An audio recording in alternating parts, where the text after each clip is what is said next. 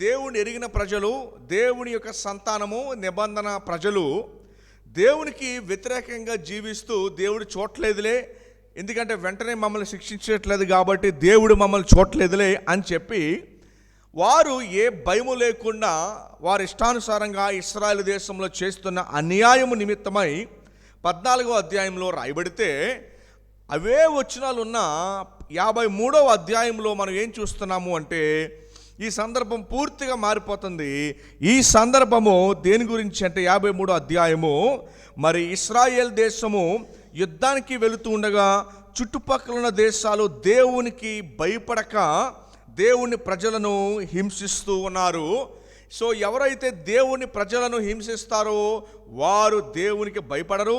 దేవునికి భయపడరు. ఎందుకు భయపడరు అంటే మొదటి వచనం నుంచి ఆయన రాస్తూ ఉన్నాడు, మరి వారు జ్ఞానం లేని వారు. ఎందుకు అంటే దేవుని యొక్క సత్య దేవుణ్ణి వారు విశ్వసించకపోతే వారు దేవుని నమ్మని బుద్ధిహీనులుగా దావీదు చూస్తూ ఉన్నాడు. సో 14వ అధ్యాయంలో ఏమో ఇశ్రాయేలు దేశంలో ఉన్న అన్యాయం గురించి, అన్యాయస్తులు అన్యాయం ఎందుకు చేస్తారు, దేవుని భయం లేకపోతే దేవుడు నన్ను చూడలేదులే అని అనుకుంటే అన్యాయాన్ని విచ్చలవిడిగా చేస్తారు. దేవుడు నన్ను చూడలేదు, లేకపోతే చూసినా ఏం అనట్లేదు అంటే దేవుడు లేనట్టే, ఆయనని పట్టించుకున్నట్టు వారిని బుద్ధిహీనులుగా పిలిచాడు. సో 14వ అధ్యాయంలో ఉన్న సందర్భము ఇశ్రాయేలు దేశము లోపల ఉన్న సందర్భము. 53వ అధ్యాయం సందర్భం ఏంటంటే ఇశ్రాయేలు దేశము వెలుపల ఉన్న సందర్భము. వెలుపల అంటే చుట్టుపక్కల ఉన్న దేశముల గురించి రాసింది. 14వ అధ్యాయంలో ఏమో దేశంలో ఉన్న పరిస్థితుల గురించి రాయబడి ఉన్నది. సో 14వ అధ్యాయము 53వ అధ్యాయం వచనాలు మాత్రం రెండు ఒకటే. మీరు చదివితే కనుక ఆ వచనాలు ఈ వచనాలు రెండు కట్ కాపీ పేస్ట్, ఏ వ్యత్యాసం ఉండదు. అక్కడేది ఉందో ఇదే సేమ్. కానీ అక్కడ సందర్భమేమో దేశము లోపల, ఎక్కడ సందర్భమేమో దేశము వెలుపల. సో దీనికి అదే తేడా. వచనాలు ఒకటే. గమనించండి, మరి 53 అధ్యాయంలో కనుక మొదటి వచనం చూసినప్పుడు దేవుడు లేడని బుద్ధిహీనులు తమ హృదయంలో అనుకొందురు. ఇది ఒక కోణంలోనే కాదు కానీ చాలా కోణాల్లో మనం చూడాల్సిన అవసరత ఉంది. ఇక్కడ దావీదు ఏం రాస్తున్నాడు అంటే అన్యులు ఇశ్రాయేలీలు మినహా మరి మిగతా వారు దాదాపుగా దేవుణ్ణి ఎరగక సృష్టిలో ఏదైతే వారికి ఉపయోగపడుతుందో మరి వాటిని పూజించడం మొదలుపెట్టారు. సూర్యుడు కానివ్వండి, చంద్రుడు కానివ్వండి, నీరు ఉపయోగపడితే నీరుని పూజించడము, అటు తర్వాత సృష్టిలో ఏ పశుప్రాయులు ఏది ఉపయోగపడితే ప్రపంచ చరిత్రలో మనం చూసినప్పుడు వారు వాటిని పూజించడం మొదలుపెట్టారు. చేపని కానివ్వండి, పాముని కానివ్వండి, లేకపోతే వాట్ ఎవర్ ఏది ఉపయోగపడితే వారు దానిని పూజించడం మొదలుపెట్టారు. మన దేశంలో అది మరి ఎక్కువగా మనము చూడవచ్చు, అలాగే చాలా దేశాల్లో కనపడతా ఉంటుంది. సో వారందరూ కూడా మరి భక్తి చేస్తారనుకుంటున్నారు కానీ వాస్తవానికి వారు దేవునికి వ్యతిరేకంగా చేస్తూ ఉన్నారు. ఆ యొక్క సృష్టిని ఆరాధించడం, పూజించడము వారు వాస్తవానికి దేవునికి వ్యతిరేకంగా చేస్తున్న వారే కానీ దేవునికి భక్తి ఉన్నవారు కాదు. చివరి వయసులో బిల్లీ గ్రాహం గారు ఇంటర్వ్యూలో అన్న మాట ఏంటంటే, మరి నేను ఇండియా వెళ్ళాను, ఇండియాలో మరి చాలామంది భక్తి పరులు ఉన్నారు, బహుశా మరి దేవుడు ఖచ్చితంగా వారిని చూస్తాడు అని అన్నారు. కానీ 53 అధ్యాయంలో కనుక మనం చూస్తే వారు భక్తి వాస్తవానికి దేవునికి వ్యతిరేకమైంది కానీ దేవునికి దగ్గరది కాదు అది. సో అంచేత మరి బుద్ధిహీనులను ఎందుకు అంటున్నాడు అంటే వారు ఈ యొక్క సృష్టిని పూజిస్తున్నారు. మనుషులు వేరేగా చూస్తారు కానీ దేవుడు వేరేగా చూస్తాడు. సమయాలకు చెప్పాడు దేవుడు. ఏమండి, అదే రీతిగా వారిని దేవునికి వ్యతిరేకులుగా ఇక్కడ 53వ అధ్యాయంలో దావీదు చూస్తున్నాడు. వారి బుద్ధిహీనుడు, అది ఒక కేటగిరీ. రెండో కేటగిరీ ప్రజలు ఎవరు అంటే దేవుడు లేడని బుద్ధిహీనులు. ఈ మాట ఏదైతే ఉందో ఇది దేని గురించి మాట్లాడుతున్నాడు అంటే జనరల్గా ప్రజలకి సువార్తను మనం అంగీకరించినప్పుడు చాలామంది సువార్తని ఎందుకు రిజెక్ట్ చేస్తారు అంటే ఒకవేళ యేసు ప్రభు వారి జీవితాల్లోకి వస్తే వారు చేసే పాపాన్ని మానేయాలి. అందుకనే బాప్తిసం మీరు తీసుకుంటారంటే పాస్టర్ గారు అప్పుడే కాదండి ఇంకా టైం ఉందంటారు. ఎందుకు టైం ఉందంటే అయ్యో మేము ఇంకా చేయాల్సిన పాపాలు ఇంకా ప్లానింగ్లో ఉన్నాయి, లేకపోతే ఇంకా చేస్తూ ఉన్నాము, అవి మానేసిన తర్వాత సో దేవుణ్ణి వారి జీవితంలోకి ఎందుకు రానివ్వరు అంటే చీకటి ఉంది కాబట్టి. వాస్తవానికి యోహాను 3:20లో ఒక మాట ఉంది ఏంటంటే చెడ్డ క్రియలు చేసేవారు వెలుగుని ఇష్టపడరు.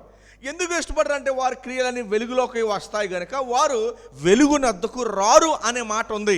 ఇక్కడ దేవుడు లేడని బుద్ధిహీనులు అర్థం ఏంటంటే ఇక్కడ దావీదు స్పష్టంగా చెప్తున్నాడు. మనం కూడా తెలుసుకోవచ్చు. ఏం తెలుసుకోవచ్చు అంటే దేవుడు లేడని ఏ నరుడు కూడా రుజువు చేయలేడు.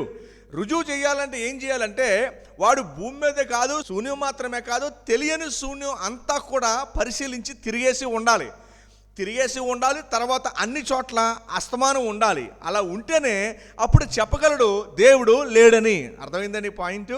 దేవుడు లేడని ఎలా చెప్పగలరు?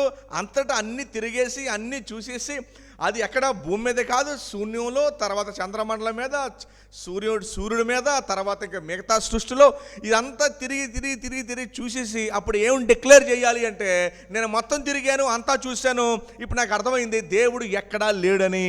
సో అలా ప్రపంచంలో ఏ ఒక్కడో కూడా మరి అలా డిక్లేర్ చేయలేడు. ఇక్కడ రెండు పదాలు ఉంటాయి. ఏథీస్ట్ అనే పదం మీరు వినే ఉంటారు. ఏథీస్ట్ అంటే దేవుడు లేడని నమ్మేవాడు. ప్రపంచంలో ఏ ఒక్కరూ కూడా దేవుడు లేడని రుజువు చేయలేరు. ఎందుకు రుజువు చేయలేరు అంటే వారికి అన్నీ తెలియాలి. అన్నీ తెలియడానికి అవకాశం లేదు. అన్నీ తెలిస్తే వాడే దేవుడు అయిపోతాడు. సో అంచేత మహా అయితే నాకు తెలీదు అనే స్థితిలో ఉండగలడు తప్ప మరి ఏ ఒక్కడు కూడా లేడని చెప్పలేడు. కానీ ఇక్కడ బైబిల్ ఏం చెబుతుందంటే మొదటి వచనంలో దేవుడు లేడంట. దేవుడు ఎందుకు లేడు అంటే వాస్తవానికి దేవుడు లేకపోవడం కాదు, దేవుని వద్దనుకుంటున్నారు వారి జీవితంలో. దేవుడు గనక వారి జీవితాల్లోకి వస్తే వారు నచ్చినట్టుగా ఇష్టానుసారంగా బ్రతకడానికి వారికి కుదరదు గనుక విలియం బార్క్లే అనే ఒక 18వ శతాబ్దంలో ఒక గొప్ప ఇంగ్లీష్ రచయిత ఆయన ఏమన్నాడు అంటే, చాలామంది మరి దేవుణ్ణి అంగీకరించకపోవడానికి గల కారణం ఏంటంటే, వద్దనుకున్న కారణం ఏంటంటే తమ ఇష్టానుసారంగా జీవించడానికి దేవుణ్ణి వద్దనుకుంటారంట. దేవుని యొక్క నిబంధనలు వారు పాటించడం ఇష్టపడక. అందుకని చూడండి, తాగుబోతులు స్నేహితులు అందరూ కలిసి తాగని వ్యక్తి దగ్గర కూర్చుంటే వాడిని తిడతా ఉంటారు. అరే ఈడేంట్రా, అందరం ఒకలా ఉంటే వీడేమో ఎలాగ ఉంటున్నాడు, వీరు మనతో ఉండట్లేదు, మనతో తినట్లేదు, సాంగత్యం చేయట్లేదని చెప్పి తిట్టుకుంటూ ఉంటారు. అదే రీతిగా దేవుడు లేడని అంటే బుద్ధిహీనులు. ఎందుకు బుద్ధిహీనులు అన్నాడు అంటే దావీదుకు తెలుసు ఆటోమేటిక్గా దేవుడు ఉన్నాడని. దావీదుకు తెలుసు కనుక మరి ఉండి లేకపోతే వాడిని ఏమంటాం, బుద్ధిహీనుడు అంటాం కదా. అందుకని దావీదుకి ఎరిగి ఏమని పిలిచాడంటే బుద్ధిహీనుడు అని పిలిచాడు. కానీ మొదటి వచనంలో మనం ప్రామాణికంగా అర్థం చేసుకోవాల్సిన వెరీ ఇంపార్టెంట్ పాయింట్ ఏంటంటే, మరి దేవుడు లేడనే మాట అనడానికి ఆస్కారం లేదు. వాడు అన్నాడు అంటే వాలంటరీగా దేవుడు నా జీవితంలో నాకు వద్దు. దానికి ఫౌండేషన్ వచనం ఏంటంటే యోహాను 3:20. ఏముంది 3:20లో? వాడు వెలుగును ఇష్టపడడు, ఎందుకంటే వాడు చేసే దుష్క్రియలన్నీ కూడా ఏమవుతాయి, బయట పడతాయి గనక. వాడేమనుకుంటున్నాడంటే వారి హృదయంలో నాకు దేవుడు అసలు వద్దు. సో ఇక్కడ బుద్ధిహీనుడు అని ఎందుకు అన్నాడు అంటే ఇక్కడ అర్థం ఏంటంటే భూమి మీద అంత స్మార్ట్గా వెతికేసిన వారు ఎవరు లేరు అని అర్థం. వాస్తవానికి దేవుడిని వెతికే స్మార్ట్నెస్ ఎవరి దగ్గర లేదనుకోండి, వేరే విషయం. అది అంత గొప్ప సైంటిస్టులు అయినా కూడా.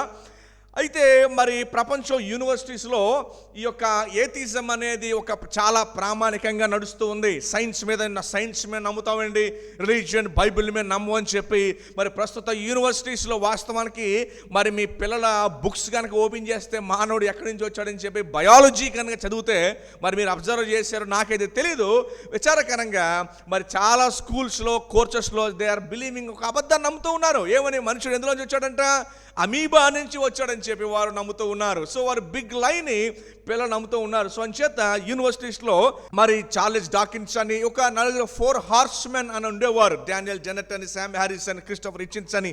వీళ్ళు ప్రపంచ యూనివర్సిటీస్లో ఐరోపాలో కానివ్వండి, అమెరికాలో కానివ్వండి, వీళ్ళ యొక్క వాదన ఏంటంటే దేవుడు లేడని బుద్ధిహీనులు.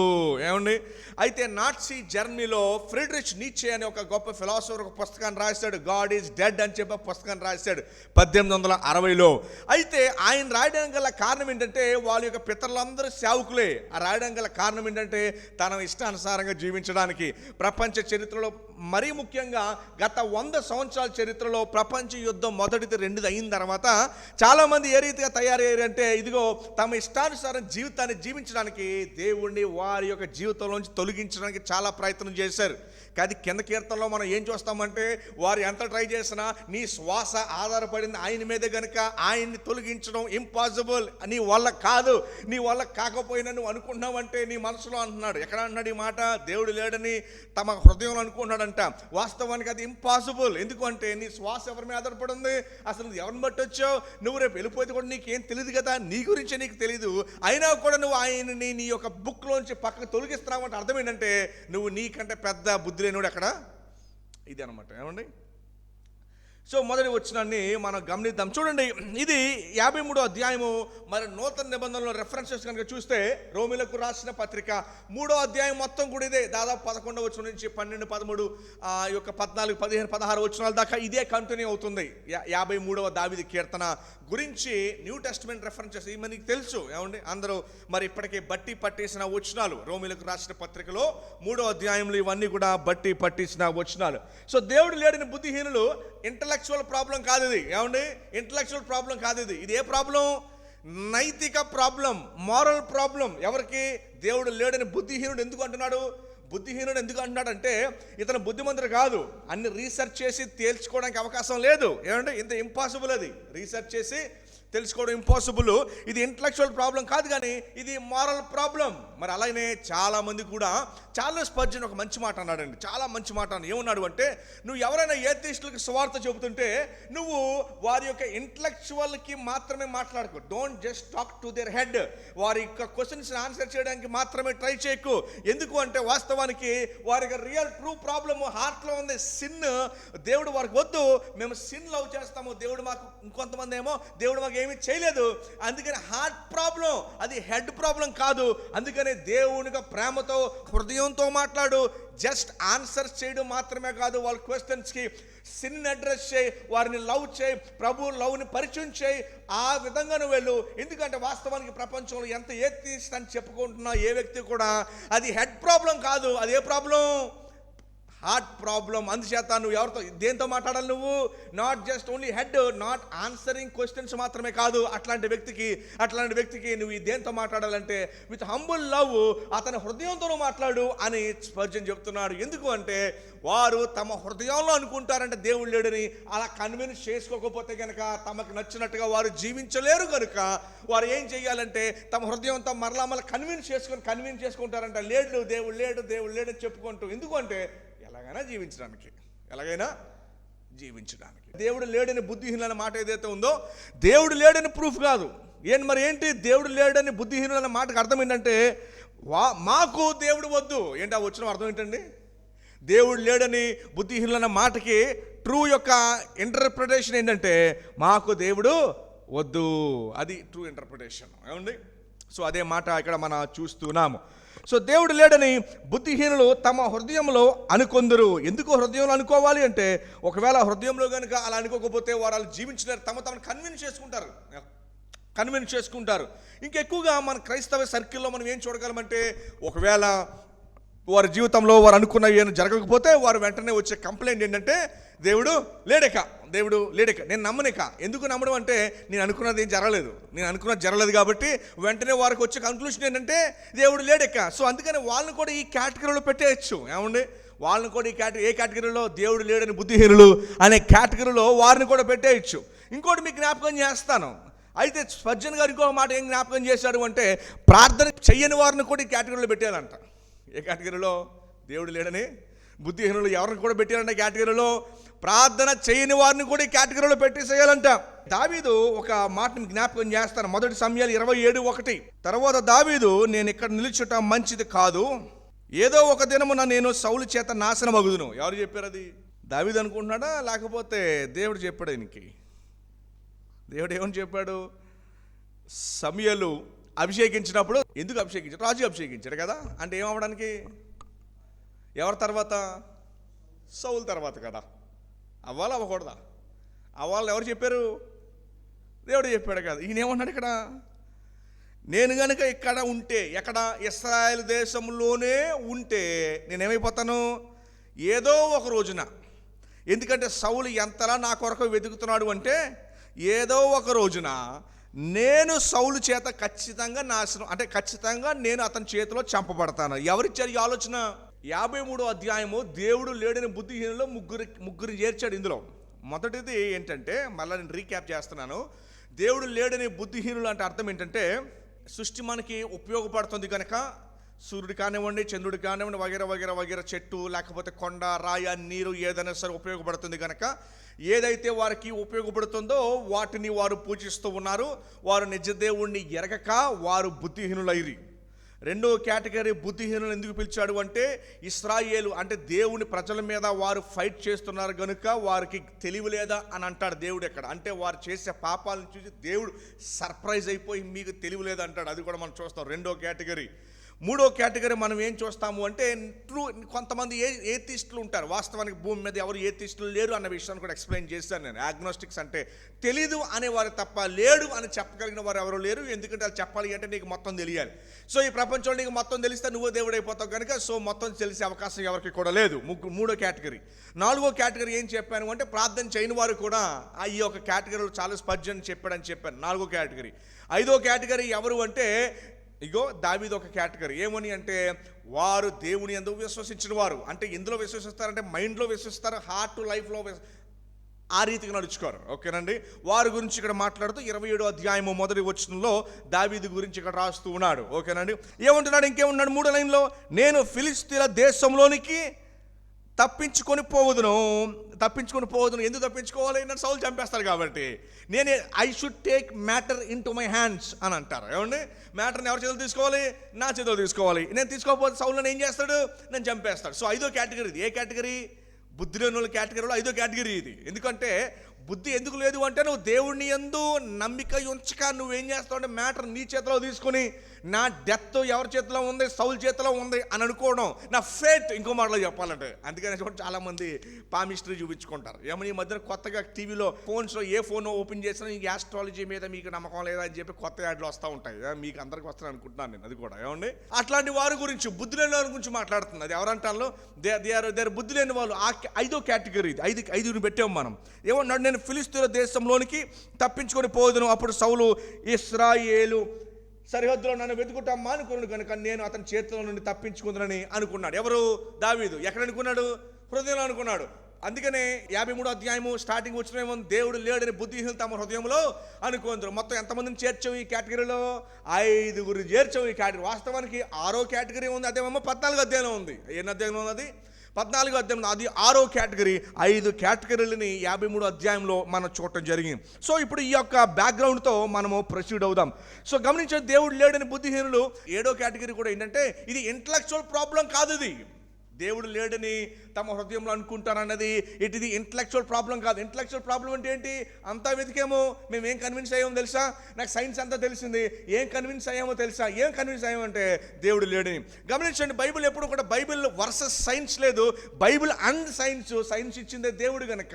అందుకనే మన ఎడ్యుకేషన్ ఎందుకు బాగా చదువుకోవాలి అంటే, ఎడ్యుకేషన్ అంతా దేవుని సృష్టిని తెలుసుకోవటమే.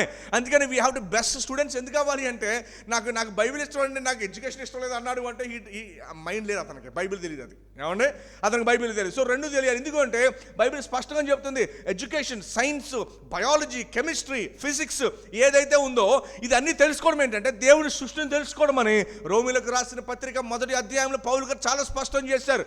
దేవునికి అదృశ్య లక్షణాలు ఎలా స్పష్టమవుతున్నాయి అంటే, చుట్టూ ఉన్న సృష్టి ద్వారా అర్థమవుతున్నాయి. అందుకని దేవుడు ఎడ్యుకేషన్ మరి ఎందుకు ఇచ్చాడు అంటే, ఎడ్యుకేషన్ ఎంత బాగా చదివితే దేవుడిని అంత బెటర్గా మీరు అండర్స్టాండ్ చేసుకోగలరు. అందుకనే మరి విశ్వాసులు ఖచ్చితంగా, పిల్లలు ఎవరైనా సరే, దే షుడ్ బి లెర్నర్స్. దేని గురించి? ఎడ్యుకేషన్ పర్ఫెక్ట్గా బాగా ఎందుకు చదువుకోవాలి అంటే, ఎడ్యుకేషన్ ఈజ్ వర్షిప్. దేవుణ్ణి ఆరాధించడం, గణపరచడము, దేవునికి సృష్టిని ఇంకా ఇంకా తెలుసుకోవడం. అది మ్యాథమెటిక్స్ కానివ్వండి, ఫిజిక్స్ కానివ్వండి, అది ఏదైనా కూడా సృష్టిని ఇంకా తెలుసుకుంటే దేవుడిని ఇంకా తెలుసుకున్నారు. అందుకనే క్రైస్తవ మిషనరీలు అందరూ కూడా మరి ఎవరైతే గొప్ప సైంటిస్టులు ఉన్నారో వారందరూ చెప్పిన మాట ఏంటంటే, మేము తెలుసుకునే కొద్దీ ఇంకనూ దేవుడిని కనపరుచుతున్నాము. ఏమండి, ఒక ఆయన అన్నాడు, చంద్రమండలం మీద అడుగు పెట్టిన తర్వాత నాకు అర్థమైంది, నేను వేసింది పెద్ద స్టెప్ కాదు. ఫ్రమ్ ఎర్త్ నుంచి మూన్ మీదకి వచ్చి నేను వేసిన first step is not first step. చంద్రమండలం మీద బిగ్ స్టెప్ ఏంటో తెలుసా? మరి ఆ దేవుడు భూమి మీద అడుగు పెట్టాడే చిన్న బాబుగా, అది ద గ్రేటెస్ట్ బిగ్ స్టెప్ అని ఆయన చెప్పడం జరిగింది. సో అంచేత దేవుడు లేడని బుద్ధిహీనులు అనే మాట ఇది ఏ ప్రాబ్లము అంటే, వాడంతా రీసెర్చ్ చేసి తెలుసుకున్న ప్రాబ్లం కాదు. వాడి జీవితంలో వాడికి దేవుడు వద్దనుకున్నాడు గనుకనే ఈ మాట వాడు చెబుతూ ఉన్నాడు. దేవుడు లేడని బుద్ధిహీనులు తమ హృదయంలో అనుకొందురు. తర్వాత ఏమన్నా చూడండి, ఇక్కడ వెరీ వెరీ ఇంపార్టెంట్ పాయింట్. ఇక్కడ ఎంత ఇంపార్టెంట్ పాయింట్, 2వ లైన్లో ఇది చాలా ఇంపార్టెంట్ పాయింట్. ఇది చూడండి, ఇప్పుడు ఒకవేళ ఇది ఇంటలెక్చువల్ ప్రాబ్లం అయితే చూడండి, వెరీ వెరీ ఇంపార్టెంట్ పాయింట్ ఏముంది అక్కడ? వారు చెడిపోయిన వారు ఏంటంటే అండి, చెడిపోయిన వారు అసహ్య కార్యములు చేయుదురు. మరి దేవుడు లేడని చెప్పేవాడు, దేవుడు లేడని చెప్పేవాడు. ఈ 6 కేటగిరీల గురించి మనం ఆడుకుంటున్నాం. ఎన్ని కేటగిరీస్? ఈ 6 కేటగిరీ పీపుల్ గురించి మనం మాట్లాడుకుంటేనే ఈ యొక్క మాట ఏముందంటే, దేవుడు లేడని చెప్పుకున్న వారు ఏ కార్యాలు చేస్తారంట? అసహ్య కార్యాలు, చెడిపోయిన వారు. ఎవరైతే ఈ రీతిగా మాట్లాడుతూ ఉంటారో, దేవుడు లేడని వారు చెప్పేవారు, ఒకవేళ వాళ్ళ మాటలో కనుక నిజాయితీ ఉంటే వారు ఇమ్మోరల్ లైఫ్లోకి వెళ్ళకూడదు, చెడిపోయిన లైఫ్లోకి వారు వెళ్ళకూడదు. ఎందుకంటే వారి ఆర్గ్యుమెంట్లో, వారి మాటలో కనుక నిజాయితీ ఉంటే వారు ఎందులోకి వెళ్ళకూడదు? ఇమ్మోరల్ లైఫ్లో ఉండకూడదు. అయితే విచారకరం ఏంటంటే, ఇది హార్ట్ ప్రాబ్లం అని చెప్పాను ఇందాక. చార్లెస్ స్పర్జన్ ఏం చెప్పాడు? ఇది హార్ట్ ప్రాబ్లం కనుక వారు ఎలాంటి లైఫ్ లీడ్ చేస్తారంటే ఇమ్మోరల్ లైఫ్ లీడ్ చేస్తారు. ఏమని? విపరీతమైన భయంకరమైన పాపంలో జీవిస్తారు. అలా జీవిస్తారు కనుకనే వారు యొక్క జీవితంలో ఎవరిని తొలగిస్తారు? దేవుడిని పక్కబెట్టాలి. పక్క పెట్టేస్తే ఏం జీవించవచ్చు? ఎలాగైనా జీవించవచ్చు, ఏదైనా చేయొచ్చు, ఎలాగైనా చేయొచ్చు స్వంచగానే. ఒకవేళ ఇది జెన్యూన్ మాట అయి ఉంటే, ఏ మాటది? దేవుడు లేడిన మాట ఒకవేళ జెన్యూన్ మాట అయి ఉంటే వారి లైఫ్ ఇమ్మోరల్గా ఉండకూడదు, వారు చెడిపోయిన వారుగా ఉండకూడదు, అసహ్య కార్యములు చేసేవారుగా ఉండకూడదు. ఏమంటే గుడ్ డీడ్స్ చేసేవారులా ఉండాలి కదా. అంత నీకు లాజిక్, అంత సైన్స్, లేకపోతే అంత ఇన్ఫర్మేషన్ కనుక నీకుంటే నీ లైఫ్ ఎలా ఉండాలి అంటే ఇన్ఫర్మేషన్ టెక్నాలజీ వైపు, లేకపోతే ఇంకా బెటర్మెంట్ వైపు ఉండాలి. కానీ లైఫ్ ఎట్లా ఉందంటే రివర్స్లో ఉంది. ఇమ్మోరల్ లైఫ్ లీడ్ చేస్తున్నాం, చెడిపోయిన వారు అసహ్య కార్యాలను చేస్తున్నాం. సో దీన్ని బట్టి మనం ఏం అర్థం చేసుకోవచ్చు అంటే, మోస్ట్ దేవుడు లేడని వాదించేవారు they live very immoral life. ఏ లైఫ్ లీడ్ చేస్తారు? చాలా ఇమ్మోరల్ అంటే అనైతికమైన జీవితాన్ని, పాపంతో కూడిన జీవితాన్ని, వ్యసనాలతో కూడిన జీవితాన్ని వారు జీవిస్తారు. అందుకనే స్పర్జన్ మాట మరలా జ్ఞాపకం చేసుకుందాం. వారికి సువార్తను అందించేటప్పుడు కేవలం వారి యొక్క ఆర్గ్యుమెంట్స్, వారి యొక్క క్వశ్చన్స్కి మాత్రమే ఇంటలెక్చువల్గా మనం ఆన్సర్ చేయడం మాత్రమే కాదు, వారి అసలైన ట్రూ ప్రాబ్లం ఎక్కడుందంటే హృదయం పాపంతో నిండి ఉంది కనుక వారి యొక్క ట్రూ హార్ట్ ప్రాబ్లమ్ని నువ్వు అడ్రస్ చేయి. ఇదిగో పాపం గురించి మాట్లాడు, ప్రభు లవ్ గురించి మాట్లాడు. దట్ గాడ్ క్రైస్ట్ ఓపెన్ ఆర్మ్స్తో నీ కొరకు ఎదురు చూస్తున్నాడు. నీ యొక్క ప్రతి హార్ట్ పెయిన్ తీర్చగలిగింది ఆయన ఒక్కడే. సో అది ఇంటలెక్చువల్కి మాత్రమే, మైండ్తో మాత్రమే నువ్వు ఆన్సర్ చేయడానికి, లేకపోతే మైండ్లో ఉన్న క్వశ్చన్స్ని మాత్రమే ఆన్సర్ చేయడానికి చూడొద్దు. హార్ట్లో ఉన్న సిన్ని అడ్రస్ చేస్తూ మాట్లాడు. అప్పుడు అతను కన్విన్స్ అయ్యి ప్రభువులోకి వస్తాడు. ఎందుకంటే అతని మెయిన్ ప్రాబ్లం ఎక్కడుంది అంటే హార్ట్లో ఉంది, కానీ మైండ్లో లేదన్న మాటని స్పర్జన మాటలు మనం జ్ఞాపకం చేసుకుంటూ, అందుకనే వారు 2వ లైన్లో ఏముందంటే, వారు చెడిపోయిన వారు అసహ్య కార్యములు చేయుదురు. 3వ లైన్లో, మేలు చేయవాడు ఒకడును లేడు. మేలు చేయవాడు ఒకడును లేడు. ఎందుకు మేలు చేయవాడు ఒకడు లేడు? మరి చాలామంది భక్తులు దీని గురించి రాసిన మాట ఏంటో తెలుసండి. చాలా ఈజీ అంట పాపం చేయడానికి ఎంకరేజ్ చేసినప్పుడు లొంగిపోవడానికి చాలా ఈజీ అంట. మంచి చేయడానికి ఎంకరేజ్మెంట్ టఫ్, కానీ చెడు చేయడానికి ఎంకరేజ్మెంట్ చాలా ఈజీ. ఏమండి, మందిరానికి చర్చికి ప్రభు నమ్ముకో అంటే టఫ్, కానీ కదా పద బయటికి వెళ్ళి పాపం చేద్దామంటే చాలా ఈజీగా 99% స్ట్రైక్ రేట్ ఎక్కువ ఉంటుంది. అంటే ఎవరికి పాపం చేయడానికి ఈజీగా స్ట్రైక్ రేట్ ఉంటుంది. అలా హింట్ ఇస్తే చాలా వచ్చేస్తారంట. దీన్ని ఎంత బతిమాలన్నా చాలా టైం పడుతుంది అంట. ఏమంటే దీనికి హింట్ ఇస్తే సరిపోతుంది. అందుకని ఈ మాట అంటున్నాడు. ఏమంటున్నాడంటే మేలు చేయవాడు ఒకడును లేడు. వాడి యొక్క నేచర్ అట్లాంటిది. ఎలాంటి నేచర్ అంటే, అలా ఒక్కసారి చీటికేసి కూర్చొని హింట్ ఇవ్వకముందు బతిమాలు వచ్చేస్తాను, నేను కూడా వస్తాను నీతో పాటు అంటాడంట. కానీ దీనికి మాత్రం అబ్బాయి ఎంత పిలిచినా రమ్మన్నా కూడా రారు అంట. చూడండి, అందుకే అంటాడు మేలు చేయవాడు ఒకడును లేడు. ఏమండి, అదే సండే మార్నింగ్ 6కి పిక్నిక్ అయితే 5కి రెడీ అయిపోతారంట. ఏది ఈజీ ఇన్ఫ్లుయెన్స్ చేయడానికి, సిన్లోకి ఇన్ఫ్లుయెన్స్ చేయడానికి హింట్ ఇస్తే చాలు పరిగెట్టుకుంటూ వచ్చేస్తారు. అందుకనే ఇక్కడ రాస్తున్నాడు మేలు చేయబడి ఒకడును లేడు. రోమీలకు రాసిన పత్రిక 3వ అధ్యాయం జ్ఞాపకం ఉందా? మేలు చేయడు ఒకడు లేడు. వారు నాలిక కింద సర్ప విషయం ఉన్నది, వారు ఒక నోరు సమాధి వంటిది అని చెప్తూ రాశాడు అపోస్తలుడైన పౌలు 3వ అధ్యాయంలో.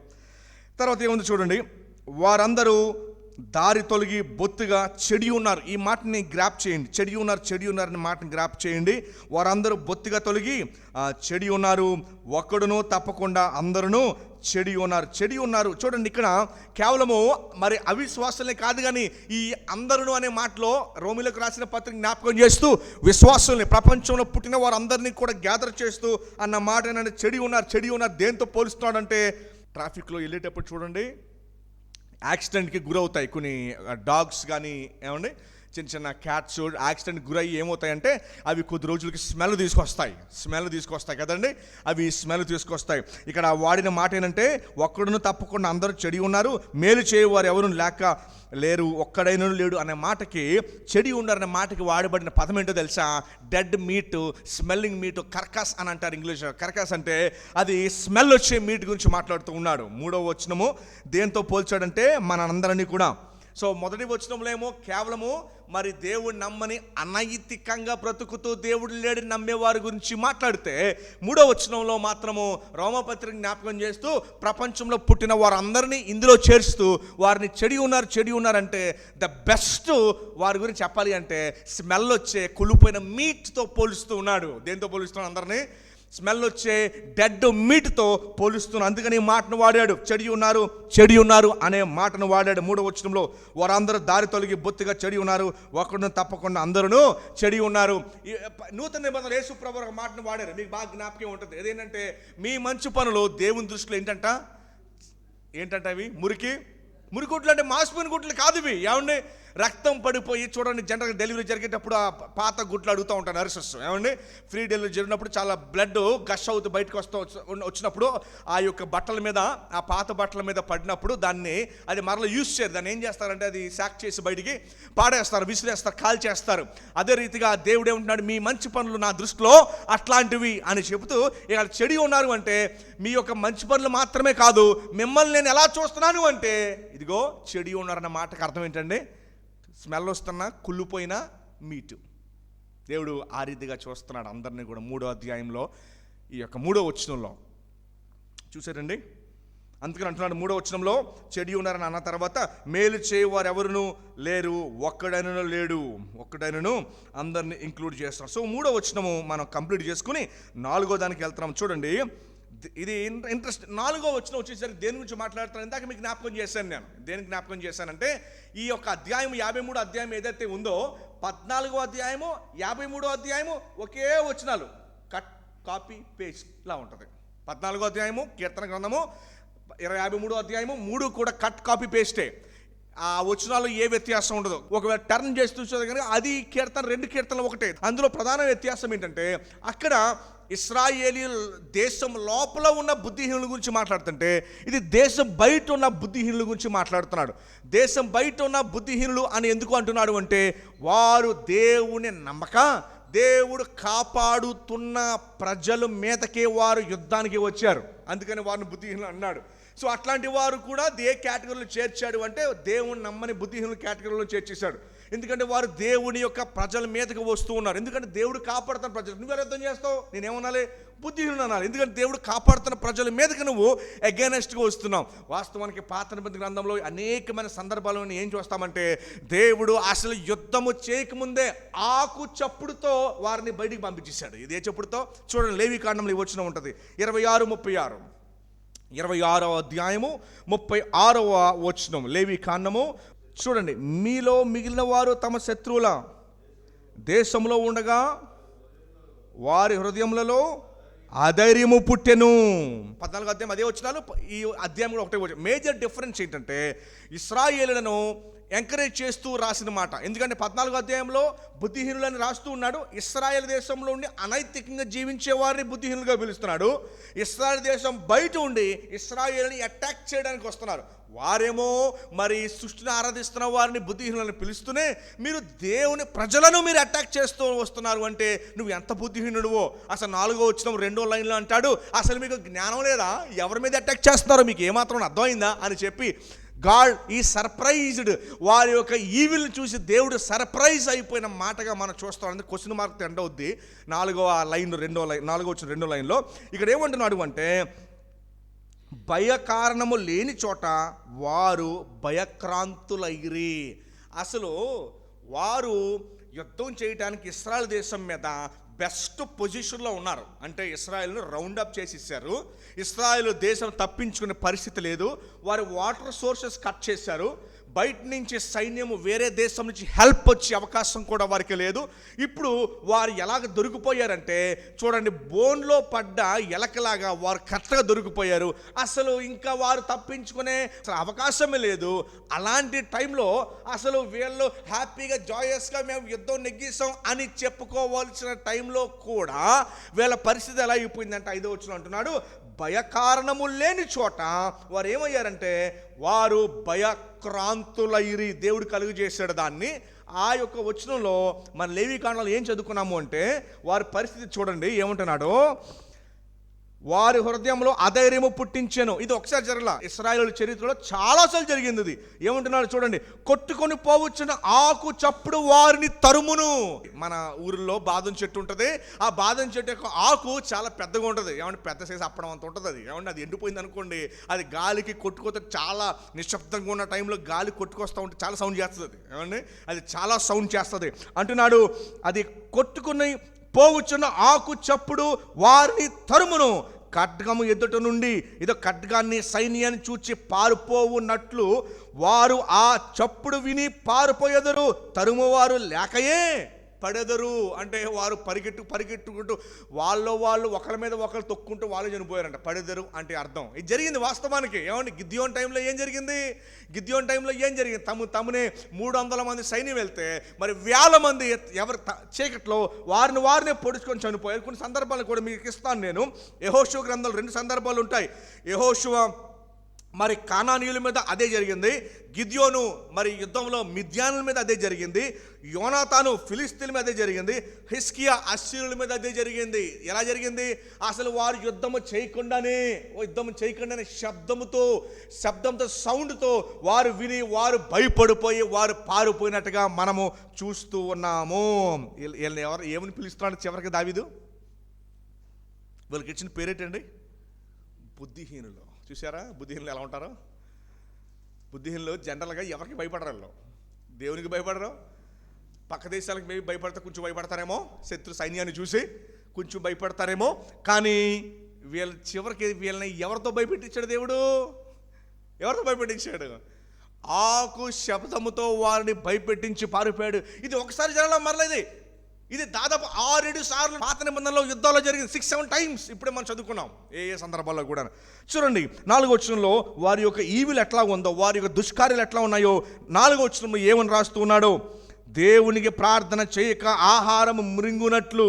దేవునికి ప్రార్థన చేయక ఆహారము మృంగునట్లు. ఇది విశ్వాసులు కూడా ఒక పాఠం. ఏమండి కానీ విశ్వాసుల గురించి పెద్దగా రాయట్లేదు. కానీ ప్రార్థన చేయక ఆహారాన్ని మింగుతారు చాలా మంది. ఏమంటే ఎలా రాశారు చూడండి, మింగుతారండి, తింటారని కూడా రాయలే. ఇట్స్ నాట్ అంత బ్యూటిఫుల్ లాంగ్వేజ్ ఏం వాడలేదు ఇక్కడ. వెరీ క్రిటికల్ లాంగ్వేజ్ వాడుతూ మీరు ప్రార్థన చేయక, మీకు చాలా మంది ప్రార్థన చేసేటప్పుడు కళ్ళు మూసుకుని కళ్ళు తెరిచి చేసేస్తారు. ఏమండి నచ్చలేదు అనుకోండి ఫుడ్, ఎక్కువసేపు ప్రార్థన చేస్తారు.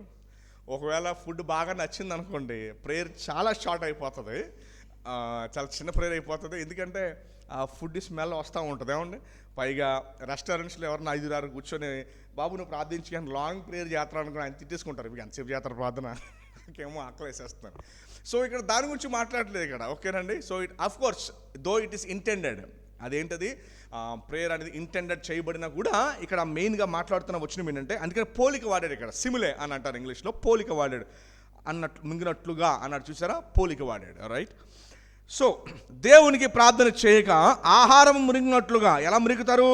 యుద్ధానికి వెళ్ళి సైనికులు ఏదన్నా ఒక హంటింగ్ చేసే డీర్నో ఏదో పట్టుకుని దాన్ని కాల్చి దాన్ని తింటున్నప్పుడు ఎంత డిలైట్, ఎంత సంతోషంతో ఏదో సాధించిన వారిగా అని చెప్పి గట్టిగా పెద్ద మొక్కలు తీసుకుంటూ గట్టిగా మాట్లాడుతూ ఎట్లాగైతే విత్ డిలైట్ ఎలా అయితే చేస్తారో అన్యులంట దేవుని ప్రజలను హింసించడానికి ఆ రీతిగా వస్తున్నారంట. చూడండి, దేవునికి ప్రార్థన చేయక ఆహారం మృంగినట్లుగా నా ప్రజలను మృంగు, పాపాత్ములకు తెలివి లేదా అని అంటున్నాడు. ఎందుకు? చాలా పెద్ద క్వశ్చన్ ఇది. ఎందుకు అంటే ఇది కూడా 100 కోణాలు చూడాలి మనం. సో ఒక కోణమే మనం చూద్దాం. వారికి తెలివి లేదా అంటే అసలు ఎవరి మీదకి వస్తున్నారో వారికి అర్థం కావట్లేదా? గడిచిన కీర్తనలు కూడా మనం చూసాం. వారు దేవుని ఇశ్రాయేల్ ప్రజల మీదకి వచ్చినప్పుడు దాన్ని ఎవరు కాపాడుతున్నారో చూసి భయపడి వారికి వెనక్కి వెళ్ళిపోయారంట. పోయిన కీర్తనలో మనం చూసాం. ఎందుకంటే ఆయన ఎటువంటి వాడో, వారు ఎలా పారిపోయారంటే మరి ఒక చంటి పిల్లల భయాన్ని చూసి పరిగెట్టినట్టుగా వారు పారిపోయారని పోయిన కీర్తనలో కూడా దావీదు రాశాడు. సో తెలివి లేదా అని ఎందుకు రాస్తున్నాడంటే అసలు వారు ఎవరి మీద యుద్ధానికి వస్తున్నారో వారికి అర్థం కాలేదా? దయచేసి గమనించండి. ఇందులో చాలా ఇంపార్టెంట్ పాయింట్, విశ్వాసులుగా మనల్ని బలపరచడానికి ఏంటో తెలుసా? స్పర్జన్ అంటాడు ఈ మాట, లోకము విశ్వాసులను ఎలా చూస్తుంది అంటే సువార్త పరిచర్య చేసేటప్పుడు ఇట్ లుక్స్ యాజ్ వీక్ ఫూల్స్గా చూస్తుంది లోకం విశ్వాసులని అని రాశాడు. ఏమని రాశాడు? లోకము ఎలా చూస్తుంది అంటే విశ్వాసాలు, ఎందుకంటే విశ్వాసాలు తిరగబడి వారిని భౌతికంగా దాడులు చేయరు కనుక లోకము ఎలా చూస్తుంది అంటే వారిని ఒక వీక్ ఫూల్స్గా చూస్తుంది విశ్వాసాలని. కానీ వారికి తెలివి లేదు. వాళ్ళేమనుకుంటారంటే వీళ్ళకి పత్రికలు పట్టుకుని బైబిల్ పట్టుకుని మైక్ పట్టుకుని సువార్త అందించడానికి మా ఊరు మా ఇంటికి మా గుమ్మానికి వచ్చారు. వాళ్ళని ఎలా చూస్తారంటే వీక్ ఫూల్స్గా చూస్తారు. ఎందుకంటే వీళ్ళు పిచ్చని పట్టిందా మా దగ్గరికి వస్తారని చెప్పి వారిని కొడుతూ తరిమేసినప్పుడు వారిని ఎలా చూస్తారని వీక్ ఫూల్స్గా చూస్తారని స్పర్జన్ రాస్తూ అంటాడు. వీళ్ళనుకుంటారంట వీళ్ళకి తెలివి లేదని, కానీ వాస్తవానికి దేవుడే అంటున్నాడంట, అరే మీకు తెలివి లేదా? ఎందుకన్నాడంటే మాట, వీళ్ళ యొక్క ఈవిల్ ఇమ్మారాలిటీ, వీళ్ళ యొక్క చెడుతనాన్ని చూసి దేవుడే సర్ప్రైజ్ అయిపోయి, అరే మీకు మీ ఇంటికి నేను సువార్త తీసుకొస్తున్నప్పుడు కూడా వాళ్ళని తరివేయడానికి మీకు తెలివి లేదా అని అంటున్నాడు. ఓకేనండి. సో అందుకని ఈ మాటని వాడటం జరిగింది ఇక్కడ, మీకు తెలివి లేదా అని అన్నాడు. So we can be confident ఏ విషయంలో ఎవరైనా. అందుకని బైబిల్ చెప్తుంది, లోకం మిమ్మల్ని హింసించినప్పుడు మీరు ఏం పడాలంట? సంతోషించి ఆనందించుడే. పేతురు యోహాను ఇది చేశారు కదా, ఇది గొప్ప వారు మనక గొప్ప భాగ్యం అని దీన్ని ఎంచుకున్నారని అపోస్తలుల కార్యములు 2వ అధ్యాయంలో దీన్ని చదువుకుంటాం. So we can be confident ఏ విషయంలో అంటే తెలివి లేని ఎవరికే? నువ్వు ప్రభు నమ్ముకున్నందుకు నిన్ను హింసించేవారికి, నువ్వు క్రిస్టియన్ అని నేను హింసించేవారికి, నేను తక్కువ చూపు చూసేవారికి, లేకపోతే నేను వీక్ ఫూల్గా చూసేవారికి, నీకేం తెలుసు అసలు అది నువ్వు మాట్లాడక, లోకంలో you my not be great. అసలు ఇశ్రాయేలుతో అదే అన్నాడు కదా, నువ్వు గొప్పవాడు అని నేను చూస్ చేసుకోవాలా, నువ్వు చిన్నవాడు కాబట్టి నేను చూస్ చేసుకున్నాను, నేను టు మేక్ యూ గ్రేట్. నేను మహింపరచుకోవడానికి చిన్నవాడైన నేను నిన్ను ఎన్నుకొని నన్ను మహింపరచుకోవడానికి నిన్ను నేను పైకి లేపానని చెప్పి దేవుడు అనేక సందర్భాలు ఆయన జ్ఞాపకం చేస్తూ ఉన్నాడు. సో అంచేత గమనించండి. So we can be confident. దేన్ని బట్టి? 4వ వచనం కనుక మీరు చదివితే ఒకసారి, దేవునికి ప్రార్థన చేయక ఆహారం మృంగినట్లుగా అన్యులు నా ప్రజలను మృంగు పాపాత్ములకు ఏమి లేదు, తెలివి లేదు అంటున్నాడు. సో ఆయన జడ్జిమెంట్ ఎంతగా రాబోతుంది. అందుకని హెబ్రీయులకు రాసిన పత్రికలో ఆయన అన్న మాట ఏంటో తెలుసా? ఇంత గొప్ప రక్షణను మీరు నిర్లక్ష్యం చేసిన రాబో ఉగ్రత నుంచి మీరు ఎలా తప్పించుకునే మాట వాడడానికి గల స్ట్రాంగ్ కారణం ఏంటంటే, ఇదిగో అన్యులు నేను కిందకి చూసినప్పటికీ కూడా వారికి దేవుడు వారిని ఏమంటున్నాడు? వారి ఈవిల్ని చూసి మీకు తెలివి, వాళ్ళేమనుకుంటున్నారు? వీళ్ళకి తెలియదు అనుకుంటున్నారు. ఏమండి? దయచేసి గమనించండి. తర్వాత అంటున్నాడు, నన్ను ముట్టడి వేయు వారి ఎముకలను దేవుడు చెదరగొట్టి ఉన్నాడు. సో ఆ మాట ఇందాక వరకు మనం చూసాము. తర్వాత ఏముందో చూడండి, దేవుడు వారిని ఉపేక్షించాను. దేవుడు వారిని ఏం చేశాడు? ఉపేక్షించడం అంటే పక్కన పెట్టేశాడు. ఐ డోంట్ నీడ్ యూ అన్నట్టుగా పక్కన పెట్టేశాడు. ఎందుకంటే వారు ఉపేక్షించేశారు దేవుడిని. ముందుగా ఏమండి, మొదటి వచనంలో కూడా అదే చెప్పాడు కదా, వారి హృదయంలో ఆయనను ఉపేక్షించడం వలన దేవుడు వారిని ఉపేక్షించను కనుక నీవు వారిని సిగ్గుపరచుతువి. అందుకని చాలా సందర్భాల్లో మనం చూస్తాము, మరి దేవుడు వారిని సిగ్గుపరిచాడు. ఏమండి, వారు దేవునికి అటాక్ చేయాలనుకుంటున్నారు కానీ చూడండి, దేవుడు వారిని ఫూల్స్గా చూడడానికి గల ఇంకో కారణం ఏంటంటే, దేవుని ప్రజల్ని వారు అటాక్ చేయడానికి వస్తూ ఉన్నారు. వారు వస్తూ ఉన్నారు. వాళ్ళకి అర్థం కాని విషయం ఏంటంటే, ఎవరు వారిని గాడ్ చేస్తున్నారో వారికి అర్థం కాకపోవటం వలన వారు అటాక్ చేయడానికి వచ్చారు. ఏమండి, వారిని ఎవరు గాడ్ చేయడం, ఎవరు చేస్తున్నారో తెలియక అటాక్ చేయడానికి వచ్చారంట. ఎవరు? ఈ బుద్ధి లేని వారు. చివరిలో అంటున్నాడు 6వ వచనంలో, సియోను నుండి ఇశ్రాయేలునకు రక్షణ కలుగును గాక. ఏమండి, దేవుడు చెరలోనున్న తన ప్రజలను రప్పించినప్పుడు, చెర అంటే కేవలము మరి బానిసత్వం కాదు కానీ వాళ్ళకున్న శ్రమ గురించి మాట్లాడుతున్నాడు. అంత మాత్రమే కాదు, యోబు 42:10 కనుక మీకు జ్ఞాపకం ఉంటే, యోబు మొత్తం ఆస్తినంతటిని దేవుడు తీసివేశాడు, తర్వాత డబల్ పోర్షన్ ఇచ్చినట్టుగా మనము ఈ యొక్క 42వ అధ్యాయంలో మనం చదువుకుంటాం. సో చెరలోనున్న ప్రజలను అంటే పోగొట్టుకున్నవన్నీ కూడా దేవుడు సమకూరుస్తున్న ఇంటెన్షన్ కూడా ఇక్కడ రాయబడి ఉంది. యాకోబు హర్షించును, ఇశ్రాయేలు సంతోషించును. దేని బట్టి అంటే రాబో కాపుదలను బట్టి, రాబో సహాయాన్ని బట్టి వారు సంతోషించును. సంఘం ఎప్పుడు సంతోషిస్తుందంట? ఎప్పుడైతే దేవునికి శత్రువులందరూ కూడా శిక్షించబడినప్పుడు సృష్టి సంతోషిస్తుందంట. దేవుని పిల్లల ప్రత్యక్షత కొరకు సృష్టి మిగుల ఆశతో ఎదురు చూస్తుంది, అపేక్షిస్తుందని చెప్పి రోమీయులకు రాసిన పత్రిక 8:20లో మనం చదువుకుంటాం. ఏమండి, సో అంచేత వాట్ గ్రేట్ యాంటిసిపేషన్. ఏమండి, ఈ యొక్క అధ్యాయంలో దేవుని నమ్మని వారి యొక్క హృదయం ఒక భక్తుడు రాస్తూ అంటాడు, what a picture of our human race.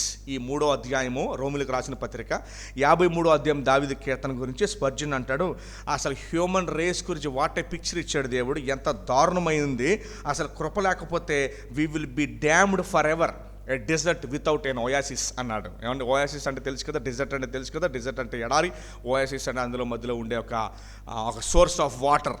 So without God's grace లోకం యొక్క పరిస్థితి ఎట్లాంటిది, డెజర్ట్ వితౌట్ ఎన్ ఓయాసిస్ అని చెప్పి రాయడం చేశాడు. సో దయచేసి గమనించండి, 53వ అధ్యాయము ఈ కేటగిరీలో ఎవరిని పెట్టామో వెరీ ఇంపార్టెంట్. ఏమండి, ప్రాముఖ్యంగా ముగ్గురిని పెట్టచ్చు హైలైట్స్గా. ఒకటి, ఏథిస్టులుగా దేవుడు నమ్మని వారిని, వాళ్ళని ఫూల్స్గా పరిగణిస్తుంది ఫస్ట్. రెండవ బిగ్గెస్ట్ కేటగిరీ ఎవరు అంటే ప్రేయర్ చెయ్యని వారిని కూడా ఈ కేటగిరీలో పెడుతుంది. ప్రేయర్ చేయట్లేదు అంటే అర్థం ఏంటంటే ఐ కెన్ మేనేజ్, నీ హెల్ప్ నాకు అవసరం లేదు, ఓ గాడ్ నీ హెల్ప్ నాకు అవసరంలా, ఐ కెన్ మేనేజ్. మీ లైఫ్లో ప్రేయర్ కనుక లేకపోతే, ఎవ్రీడే ప్రేయర్ కనుక లేకపోతే ఈ యొక్క మొదటి వచ్చిన కేటగిరీలోనే మిమ్మల్ని చేరుస్తూ, ఎందుకు అంటే మీరు ఇండైరెక్ట్గా ఏం చెప్తున్నారు అంటే ఐ కెన్ మేనేజ్, నేను మేనేజ్ చేసుకోగలను. ఏమండి, ఐ కెన్ మేనేజ్ అని చెప్పటము. ఎందుకంటే దేవుడు అంటున్నాడు, మీకు ఒక వచనాన్ని చూపిస్తాను, వెరీ ఇంపార్టెంట్ వచనం. అపోస్తలుల కార్యములు చూడండి, అపోస్తలుల కార్యములో ఒక ఇంపార్టెంట్ వచనము 17వ అధ్యాయము 28వ వచనం. బ్రతుకుచున్నాము, ఎవరెందుకు బ్రతుకుచున్నాము? ఆయన బ్రతుకుచున్నాము, చలించుచున్నాము, ఉనికి కలిగి ఉన్నాము. చాలు, ఏం కలిగి ఉన్నాము? ఉనికి కలిగి ఉన్నాము. కానీ మొదటి వచనంలో ఏమనుకుంటున్నారు వాళ్ళు ఏమనుకుంటున్నారంటే దేవుడు లేడని. సో ఈ యొక్క కీర్తన ఈ ముగ్గురు కేటగిరీస్తో నేను ఫినిష్ చేస్తాను. ఫస్ట్ కేటగిరీ ఎవరు? ఇది ఓకే. రెండో కేటగిరీ ఎవరు? ప్రార్థన చేయనివారు. మూడో కేటగిరీ ఎవరు? దావీదు ఏమన్నాడు? నేను ఫిలిస్తీయులకు పారిపోవాలి, ఏదో రోజు లేకపోతే నన్ను సౌలు చంపేస్తారు కాబట్టి ఎక్కడికి పారిపోయాడు? ఫిలిస్తీ దేశానికి పారిపోయాడు. లేవికాండం 26-36 చదువుకున్నాం కదా. సో ఈ కేటగిరీలో ప్రధానంగా ముగ్గురు. మోస్ట్ మెజారిటీ ఆఫ్ క్రిస్టియన్స్ ఎవరు అంటే, మైండ్లో నువ్వు ప్రభుని నమ్ముతున్నావు, ఆఫ్ కోర్స్ ఆమె క్రిస్టియన్, మెడలో క్రాస్ చూడలేదా, నా ఇంట్లో బైబిల్ చూడలేదా, వాక్యం చూడలేదా, మరి నీ లైఫ్ ఏంటి ఎట్లా ఉంది? నా లైఫా ఇట్లా ఉంది. వారిని ఏమని పిలుస్తామంటే ఈ కేటగిరీలో వేస్తాం. దేవుడిని ఎక్కడ నమ్మారు? మైండ్లో నమ్మారు, హార్ట్ అండ్ లైఫ్లో ఆయన లేడు. ఓకేనండి. సో వారిని కూడా బైబిల్ ఈ కేటగిరీలోనే వేస్తుంది. సో ఇన్ఫర్మేషన్ అయితే మనం తీసుకున్నాం 53 అధ్యాయం గురించి. దాని గురించి మీరు మెడిటేట్ చేయాల్సిన అవసరం కంప్లీట్గా ఉంది 53 అధ్యాయాన్ని మెడిటేట్ చేయడానికి, ఎందుకంటే ఇంత చాలా అంశాలు ఉన్నాయి. సో నేను ప్రతి వచనాన్ని కూడా దాదాపుగా మనం చూసాము. సో దీని మీద మెడిటేట్ చేయండి. గొప్ప విషయం ఏంటంటే, మరి దేవుడు మనల్ని వెతుక్కుంటూ వచ్చి జ్ఞానాన్ని మనకు దయచేశాడు. మనల్ని వెతుక్కుంటూ వచ్చి దేవుడి జ్ఞానాన్ని, మరి మట్టితో పుట్టిన మనల్ని మరి వెతుక్కుంటూ వచ్చి జ్ఞానాన్ని మనకిచ్చాడు. To know him. ప్రభు అన్నాడు, నేను ఎందుకు వచ్చానంటే నీవు నన్ను తెలుసుకోవటానికి నేను వచ్చాను. అది ఆయన గురించి మనకి తెలియపరిచాడు. సో చేత మనము మరి బుద్ధి కలిగిన వారమై దేవుడు మనల్ని చేశాడు. ఆయన మనల్ని ఎన్నుకున్నాడు. జగత్ పునాది వేయబడక మునిపైన మాటలు బైబిల్లో చాలా స్పష్టంగా మాట్లాడుతూ ఉంది. అందుని బట్టి ప్రభుని మనం ఆరాధిద్దాం. దేవా, మొదటి వచ్చిన కేటగిరీలో నేను లేనందుకు నువ్వు నన్ను ఎన్నుకొని ఆ సత్య జ్ఞానాన్ని నా బట్టి నేను కనుక్కోలేదు. అంటే వాస్తవానికి 3వ వచనంలో ఒక మాట ఉంటుంది, దేవుడు పైనుంచి వెతుకుతున్నాడు అంట. ఏమని? పరిశీలిస్తాడంట దేవుడు. గుర్తుందా? బాబేలు పర్వతం అప్పుడు కూడా దేవుడు కిందకు చూశాడంట. వారు ఎక్కడికి రావడానికి ప్రయత్నించారు? పైకి వస్తే ప్రయత్నించారు. దేవుడు ఎక్కడి నుంచి వస్తున్నాడు? పైనుంచి కింద చూసాడంట. చూసారా మ్యాన్స్ ఫూలిష్నెస్ ఎట్లాంటిదో పైకి రావడానికి ఎంత బాగా పైకి వచ్చేసాం అనుకున్నారంట. కానీ దేవుడు ఎక్కడి నుంచి వస్తున్నాడు? ఆయన కింద నుంచి పైకి చూడట్లా, పైనుంచి కింద చూస్తున్నాడు. వీళ్ళు ఏం చేస్తున్నారు అండి? ఏమండి? So they are doing the most foolish పని. ఏమండి? మోస్ట్ ఫూలిష్ పని. సో అందులో కూడా మనం వెతకచ్చు. ఆయన మనం చూడటానికి వచ్చాడు. ఆయన వెతకి రక్షించడానికి వచ్చాడు. సో అందుకని మనం ఆయన్ని స్తుతించి గణపరిచి థ్యాంక్ యూ ఎందుకు చెప్పాలి అంటే, లార్డ్ థ్యాంక్ యూ 53 అధ్యాయం మొదటి వచనంలో ఆ కేటగిరీలో నేను లేనందుకు ఇది నా క్రెడిట్, లేకపోతే మా పితరుల క్రెడిట్ కాదు, ఇది నీ క్రెడిట్. బై యూ నువ్వు నన్ను వెతుక్కుంటూ వచ్చావు. You loved me first. నేను లవ్ చేయడం ముందు కాదు, మీరు నన్ను ముందుగా నన్ను ప్రేమించారు. అందుకనే ఒక మీనింగ్ఫుల్గా ఆ యొక్క మాటలతో ప్రభువుని మీ హృదయంలో ధ్యానిస్తూ ఆయనకి మనము కృతజ్ఞతలు తెలియజేద్దాం.